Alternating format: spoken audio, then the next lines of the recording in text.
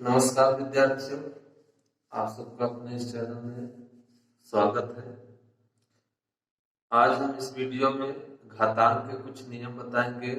कक्षा 9वीं है।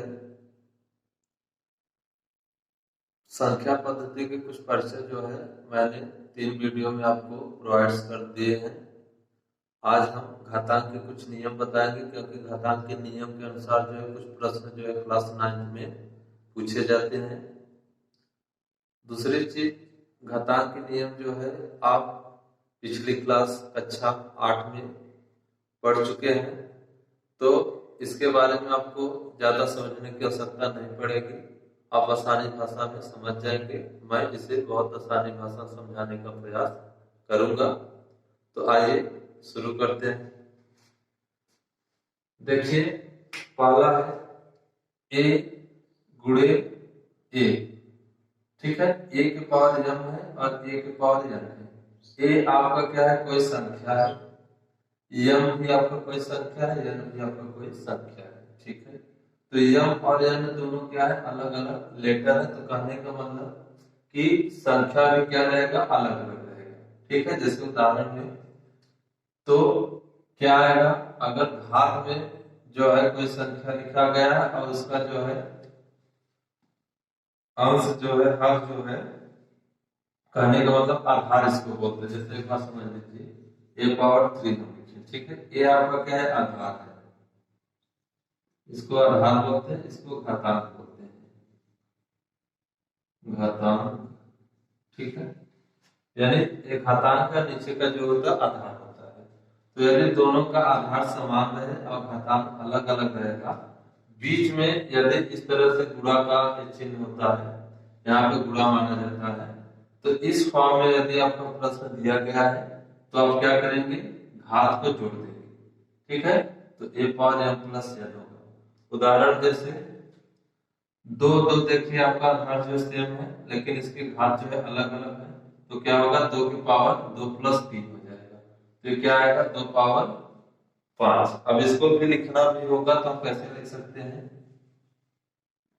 2 गुणे 2 गुणे, यानी 5 बार जो है 2 का हम गुणा करेंगे।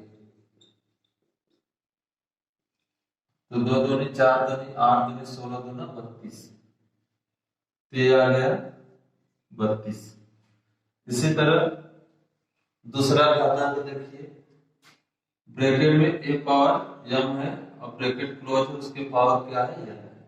तो आप क्या करेंगे? यानी इस घात का घात में गुणा कर देंगे। तो a का m का n में गुणा करेंगे तो m गुणे n हो जाएगा। अब इससे रिलेटेड जो है प्रश्न आप देखिए, 2 की पावर 3 है, तो 3 का घात जो है पूरी घात क्या है? 2 है। तो क्या करेंगे? घात का हम गुणा कर देंगे। तो 3 गुणे 2, तो 2 की पावर जो है 3 गुणे 2 हो जाएगा। तो 3 दूना 6, तो 2 की पावर 6 हो गया। अब इसी तरह 2 का गुणा 6 बार करेंगे तो 1 2 3 4 5 6 बार गुणा हुआ है, तो इसका वैल्यू क्या है? 64 है। ठीक है, आप इसी तरह से ऐसे अगर आपको प्रश्न दिए जाते हैं तो इस फार्मूले के अकॉर्डिंग जो है इसको हल करेंगे। इसके बाद तीसरा है, देखिए ए पावर m है, बटे में है ए पावर n। तो अगर बटे के रूप में लिखा जाएगा तो आप क्या करेंगे? ए के पावर घटा देंगे। एक चीज ध्यान देना है, हमेशा जो है जैसे यहाँ m और ये n, ठीक है, इस स्थिति में आपको घटाना है। यदि m आपका छोटा रहेगा और n आपका बड़ा रहेगा, ऐसा नहीं होना चाहिए। m हमेशा हमेशा हम घटाएंगे, यानी बड़ा जो रहेगा उसी में से घटाया जाएगा। तो इस चीज ध्यान देना, m आपका हमेशा बड़ा ही दिया जाएगा प्रश्न में। तो इस तरह से क्या हो जाएगा? 1 की पावर m माइनस n। अब इससे देखिए कुछ प्रश्न है इस पे, जैसे 2 के पावर 4 और 2 के पावर 2 है। तो क्या होगा? 2 के पावर ये 4, देखिए आपका m के स्थान पे और एक क्या है? n के स्थान पे है। तो ये जो है घट जाएगा। तो 2 के पावर क्या आएगा? 4 में से 2 घटा देंगे तो क्या आ जाएगा? 2 के पावर 2 आएगा, और 2 का 2 बार गुणा कर देंगे तो क्या आ जाएगा? 4 आ जाएगा। अब इसी तरह लास्ट है, देखिए ए के पावर m, बी के पावर m। यहाँ भी देखिए इस तरह से अगर लिखा गया है तो आप क्या करेंगे? ए का बी में आप क्या करेंगे? ठीक है, गुणा कर देंगे और पावर पूरी एम, क्योंकि दोनों पावर देखिए समान है। जब पावर समान रहेगा तो आपका ये इस तरह से हो जाएगा, यानी ए बी पावर एम हो जाएगा, जैसे कि यहाँ पे देखिए दिखाया गया है।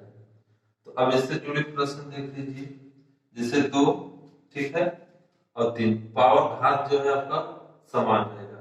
तो इस स्थिति में आप क्या करेंगे, जो आधार है, देखिए 2 आधार है, इसमें 3 आधार है, घात 2 है, दोनों का घात समान, तो 2 का इसमें आधार में पूरा करेंगे तो 2 3 6 हो जाएगा, और घात जो है आप केवल वही एक ही लिखेंगे, क्योंकि घात आपका दोनों का बराबर है।